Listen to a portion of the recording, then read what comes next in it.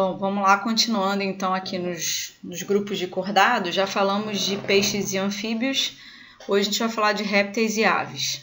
Então, começando aqui por répteis, né, levando em consideração a ordem evolutiva, é um grupo bem diversificado e abundante, né, com cerca de 7.000 espécies. Claro que esses números vão se atualizando a cada ano. A gente tem uma quantidade bastante grande na América do Norte, por conta do tipo de ambiente. A subdivisão dos répteis, né, mais importante, né, não vou ficar falando determinados nomes, né, mas outros sim, são um pouco mais importantes. Então aqui os quelônios, que são tartarugas, cágados e jabutis. Os esquamatas, em que a gente tem lagartos e cobras, estou falando dos mais importantes. E os crocodilianos, crocodilos e jacarés. São os grupos que a gente tende mais a falar e que tende mais a cair em qualquer tipo de... Bom, os répteis foram os primeiros vertebrados, né, a conquistarem realmente o ambiente terrestre, porque os anfíbios eles começaram a estar no ambiente terrestre, mas eles têm uma fase de vida larval ainda na água. Então os répteis foram os que alcançaram definitivamente o ambiente terrestre, né? E aí, com isso, algumas adaptações foram importantes. A primeira delas é a pele seca, né? Então, sem glândulas, então não tem aquelas glândulas mucosas que deixam aquela pele mais úmida. Então, ela é completamente impermeável e recoberta por escamas ou placas córneas, né? Que são placas mais grosseiras do que escamas propriamente. E ela é rica em queratina. Então, isso facilita essa pele completamente impermeável. A respiração, né, com pulmões eficientes, né, mais do que os pulmões dos anfíbios quando eles estavam na fase adulta. Então, eles têm uma respiração exclusivamente pulmonar, não tem respiração cutânea como os anfíbios na fase adulta. Possuem alguns alvéolos, né, bem complexos para fazer a troca gasosa, então eles estão bem mais evoluídos, né, em consideração com os anfíbios.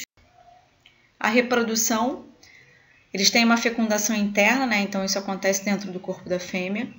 E esses animais são ovíparos, eles colocam ovos. Esse ovo é um ovo terrestre, chamado de ovo amniótico, porque ele já possui o âmnio, né? Que é um anexo embrionário importante, faz com que ele tenha uma independência da água para a reprodução. Esse embrião fica protegido dentro desse ovo amniótico, recebendo alimento, né, conseguindo fazer os seus processos normais de independência da água.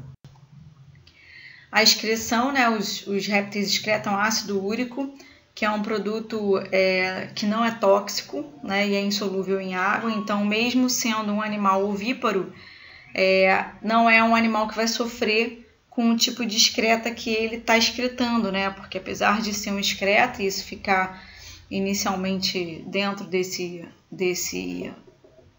ovo no início, né? Depois ele é um produto que não vai causar nenhum tipo de toxicidade para esse embrião que está ali dentro. Já é um ovo que tem vários outros anexos embrionários também, como a lantoide, né? Como o saco vitelínico. Então ele é um tipo de animal que está totalmente preparado realmente para essa adaptação, né? Num ambiente 100% terrestre. Bom, em termos de sistema circulatório, a gente tem uma subdivisão aí de répteis crocodilianos e não crocodilianos. Répteis não crocodilianos têm uma respiração fechada, quer dizer, o sangue passa dentro de vasos sanguíneos, dupla, passa 2 vezes em volta do coração, e incompleta, porque a gente tem mistura de sangue venoso com sangue arterial. Eles possuem 2 átrios e um ventrículo parcialmente dividido. Isso são répteis crocodilianos, não crocodilianos. Já os répteis crocodilianos têm uma circulação fechada, dupla e completa. A diferença é que o sangue não se mistura, né? O sangue arterial com venoso. E eles têm 2 átrios e 2 ventrículos completamente separados, né? Então isso mostra, inclusive, um processo evolutivo importante dos répteis crocodilianos. Em termos de digestão, eles engolem suas presas sem mastigar, têm dentes usados apenas para matar presa ou para cortar em pedaços. Existem algumas diferenças, né? Temos muitos répteis diferentes.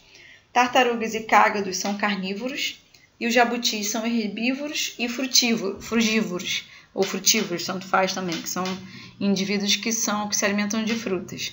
Então, eles não possuem dentes, né, já que eles não são carnívoros, mas tem um bico córneo, né, quer dizer, um bico mais pontiagudo, mais grosseiro, e ele consegue usar isso como uma forma de conseguir alimento, arrancar pedaços de alimento. Os répteis não aquáticos apresentam glândulas bucais mais desenvolvidas do que os anfíbios, então eles possuem uma necessidade de umedecer o alimento seco, né? Então, bem diferente do grupo de anfíbios. Os lagartos possuem a língua bastante desenvolvida, sua ponta é grossa e viscosa, possibilitando a adesão das presas. Então, ele consegue lançar essa língua para fora, que tem essa viscosidade, né, meio que um muco, né? Então, ele consegue capturar presas dessa maneira.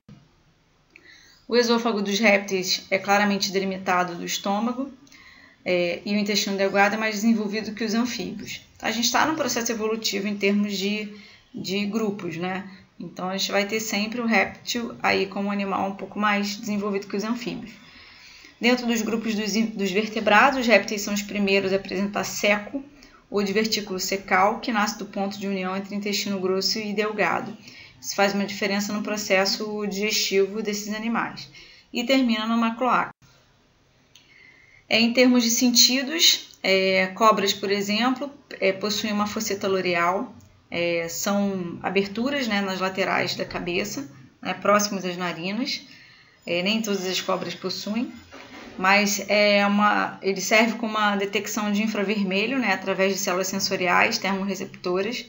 E aí ele consegue, né, essas cobras que são peçonhentas, né, que são as venenosas, detectam presas pela radiação infravermelha. Só as cobras corais verdadeiras que não possuem. Alguns répteis possuem um olho pineal ou um terceiro olho, né, que é uma área que está na região da cabeça, né, no topo da cabeça, que regula o grau de exposição à luz. Então, répteis também são como peixes e anfíbios, são animais pecilotérmicos, né? Então, eles regulam a temperatura corporal de acordo com a temperatura externa, tá? Então, esse terceiro olho está muito relacionado à produção de hormonal, tá? Então, isso também tem a ver com o processo de hibernação para alguns tipos de animais. Em termos de reprodução, a fecundação é interna, né? Então possuem órgãos copulatórios diferentes, né? Machos e fêmeas, mas a fecundação acontece no interior do corpo da fêmea. São indivíduos dioicos, né? Sexos separados. Dependendo do grupo, podem ser ovíparos, que é a maioria, ovovivíparos, que são algumas cobras peçonhentas, e vivíparos, algumas cobras e lagartos. A viviparidade das fêmeas melhores condições controla a temperatura dos embriões, já que eles crescem no interior do corpo delas, né? Diminui o tempo de desenvolvimento também, porque tudo vai ser controlado fisiologicamente pelo corpo dela. Existem alguns casos que existem partenogênese, então algumas cobras, por exemplo. O que é isso, né? Quando você tem a possibilidade de uma cobra, é como se fosse uma autoclonagem, né? Uma cobra fêmea, ela consegue ter filhotes independente de um macho, tá? Então, a gente chama isso de autoclonagem ou partenogênese. Os filhotes são sempre fêmeas idênticas à mãe. Na foto aqui vocês estão vendo um hemipênis de uma serpente, porque quando a gente olha a cobra, a gente não consegue perceber, né, a diferença de sexo, né, só de olhar. Então, para quem trabalha com cobra, eles precisam manipular essa cobra numa região específica, e aí eles conseguem perceber, né, apertando uma região específica, se tem a saída desse hemipênis ou não, né? Tendo hemipênis já sabe que é macho. Existem graves acidentes com cobras, né? Isso é bem sério, né? Essas cobras ou serpentes, existem aquelas que são peçonhentas e que não são peçonhentas, né? O ofidismo tem a ver justamente com essas cobras peçonhentas, então tem uma relação de caracterização, de identificação de características físicas e até de comportamento. E aí isso é fundamental quando se tem algum tipo de acidente, né? As cobras peçonhentas produzem veneno, que a gente chama de peçonha, e são injetados por dentes especializados, que são as presas, como está na foto, né? Esses dentes não ficam assim expostos o tempo todo, eles ficam para dentro da boca, só são expostos quando realmente ela precisa eliminar esse veneno. Esse veneno é produzido e armazenado em glândulas salivares modificadas, específicas, e se ligam por canais grandes em relação aos dentes inoculadores. As cobras peçonhentas, elas só inoculam veneno quando elas precisam se alimentar, né? Uma cobra se alimenta a cada 15 dias, então ela não gasta o veneno dela à toa, já que ela precisa disso para conseguir capturar sua presa. Então pode ser que a gente tenha algum tipo de acidente com uma cobra e talvez a gente nem tenha, né, sido afetado por um veneno, né? Ou só uma pequena parte do veneno da cobra, não, porque nós não somos uma presa para a cobra, tá? Então ela não reconhece a gente como presa, ela vai se defender de achar que está sofrendo algum ataque ou algum tipo de ameaça. Então pode ser que ela morda e não injete um veneno. Na dúvida, tem que procurar um hospital. Algumas caracterizações, né? Essas caracterizações, entendam que isso nunca vai ser uma regra geral, tá? Existem sempre algumas exceções. As características, né? Então, a cabeça tem uma separação entre cobras peçonhentas e não peçonhentas, né? Quando a cabeça tem uma forma triangular, ela tende a ser peçonhenta, triangular e destacada do corpo, ovalada, não peçonhenta. As pupilas em fenda vertical para as peçonhentas e circulares para as não peçonhentas. As escamas pequenas com saliências, que são as chamadas carenas, nas peçonhentas e grandes e lisas nas não peçonhentas. A fosseta loreal é presente nas peçonhentas e ausente nas não peçonhentas. Em termos de corpo, né, das escamas, as peçonhentas possuem escamas pequenas, sobrepostas, e as não peçonhentas grandes, lisas e justapostas. A cauda de uma cobra peçonhenta ela é curta e ela afina bruscamente na ponta e pode até ter um guizo, né, que faz um barulho específico. E para cobra não peçonhenta, ela é longa e fina, mas não tem essa característica de ir afinando bruscamente. O hábito das cobras peçonhentas tende a ser noturno e das não peçonhentas diurno. O comportamento das peçonhentas é lenta, se atacadas elas se enrolam, né? Então a cobra ela não mastiga, né? Ela pode arrancar pedaço ou engolir inteiro, né? E ela pode matar uma presa por estrangulamento, né? E depois se alimentar. As cobras não peçonhentas elas são mais ágeis e se elas forem atacadas elas tendem a fugir. Existem uma série de princípios ativos relacionados ao veneno, né, a peçonha dessas cobras. Isso vai depender de que cobra que a gente estiver falando. Existem neurotoxinas, né, que atingem o sistema nervoso e causam paralisias, problemas de visão, parada cardiorrespiratória. Princípios ativos que são os proteolíticos e causam dor e necrose. Os hemolíticos que causam hemólise, então problema sanguíneo mais sério, né, destruição de hemácias, provocando urina escura. E os coagulantes que impedem a coagulação do sangue e a gente pode ter uma morte em poucos minutos. Existem cobras que são específicas de alguns lugares, né? Aqui no Rio de Janeiro a gente tem a jararacuçu, que é uma cobra endêmica do Rio e que uma dose pequena do veneno dela pode matar em poucos minutos, como é esse efeito coagulante.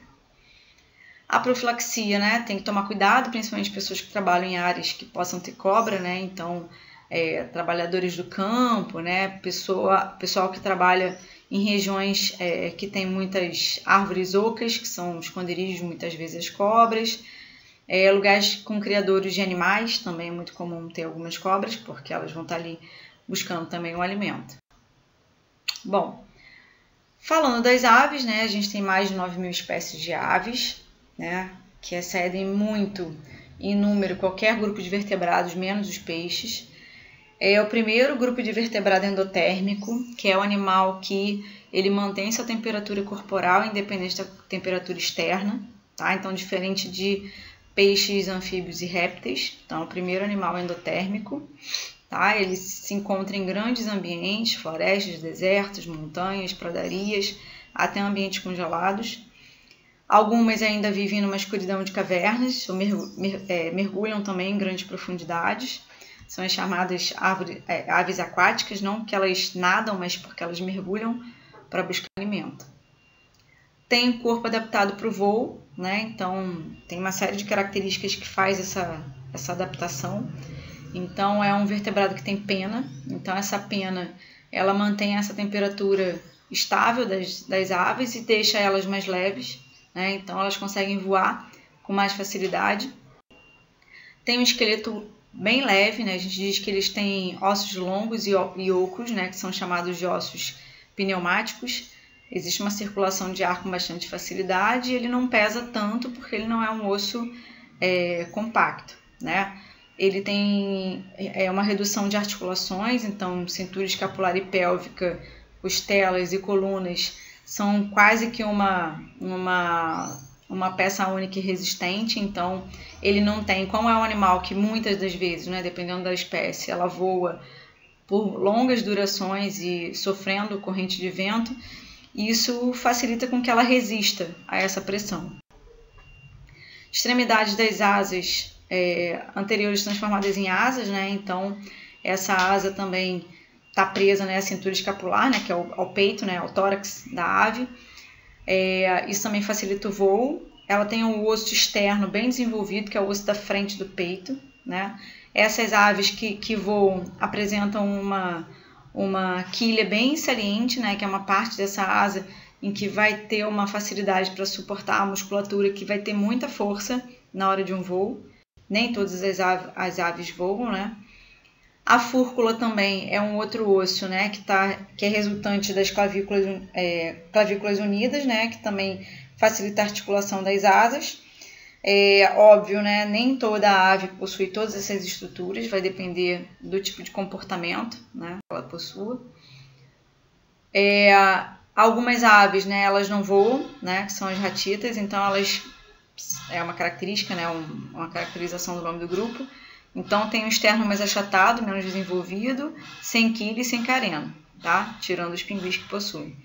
Não tem bexiga urinária, então na realidade eles excretam ácido úrico e eles ficam eliminando esses excretas, tá? Eles não ficam guardando excretas, eles vão eliminando, o que faz com que ele reduza o peso, tá? Então a ave pode estar voando e pode estar eliminando seus excretas. Possui uma oviparidade, né? Então ovos se desenvolvem fora do corpo da fêmea, isso também reduz o peso. Você imagina uma ave fêmea voar com vários ovos, né? Então ela coloca os ovos num determinado lugar, depois ela vai lá para chocar esses ovos, mas isso reduz o peso. As aves possuem uma pele delgada e seca, né? Pouco presa à musculatura. Tem uma glândula na epiderme chamada de glândula uropigiana, bem desenvolvida nas aves aquáticas. Produzem uma secreção oleosa. Essa ave aquática que eu digo, como eu já tinha falado antes, né? Na realidade é só para ela mergulhar e buscar, né, algum tipo de alimento. Então isso faz com que ela tenha uma facilidade para conseguir se deslocar dentro do ambiente aquático. As penas são estruturas que a gente diz que são mortas, queratinizadas, e cada tipo de ave possui um tipo de pena diferente. Tá? Não vou entrar nesse quesito de nomenclatura, tá? Mas elas impedem a passagem de ar e fazem um isolamento térmico para ela. Ela é um indivíduo endotérmico, né, como eu falei, então a temperatura dela se mantém independente do ambiente. Isso é ótimo, já que existem aves que migram, né? Você imagina essa migração de ambiente num clima para um outro clima completamente diferente, né? Então ainda bem que ela é endotérmica. As penas também vão servir como uma camuflagem, comunicação, comportamento de corte, para a época de acasalamento. Existe algum dimorfismo sexual em relação a isso. Machos tendem a ser indivíduos que têm penas mais bonitas, mais vistosas, mais coloridas, porque eles fazem um comportamento de corte, danças de acasalamento para as suas fêmeas, na verdade para atrair alguma específica, né? O sistema respiratório inicia em duas narinas, né, que são abertas no bico. Tem uma traqueia longa e nessa traqueia eles possuem uma siringe, né, que faz com que várias espécies consigam entoar um determinado canto específico, tá?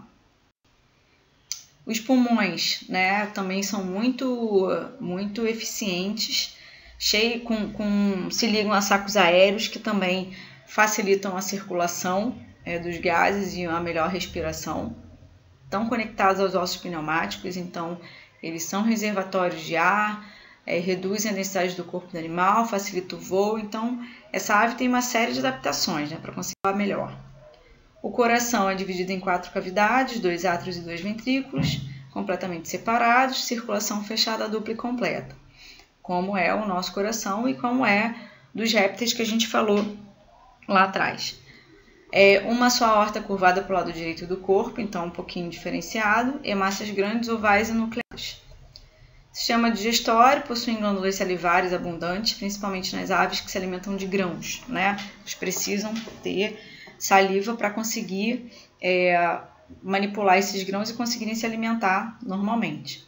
Possuem bicos, né? Uma grande diversidade, bicos mais finos, compridos, mais largos, para quebrar tipos de alimentos diferentes, seja para comer folha, para comer semente, para comer larva. Existe uma série de alimentos diferentes para as aves. Isso faz com que o sistema digestório seja bem específico, né? Elas possuem um papo, que é uma região antes de um estômago, né? Então, que tem a função de armazenar e amolecer o alimento, já que muitas vezes comem alimento seco, né? Tem um proventrículo, que é um estômago químico, né? Que vai ser lançado determinados produtos, o intestino longo, secos, né? Para degradação de celulose, para aqueles que normalmente se alimentam de vegetais, e o intestino grosso também, como nós mamíferos, por exemplo, temos. Em termos de sistema reprodutor, são dioicos com dimorfismo sexual, né? Então, sexos separados, machos mais vistosos que fêmeas, então dá para ver a diferença, né? Por conta daquela questão do acasalamento, né? Entoam alguns cantos, né? Para atraírem as fêmeas. A fecundação é interna, o desenvolvimento é externo e são ovíparos.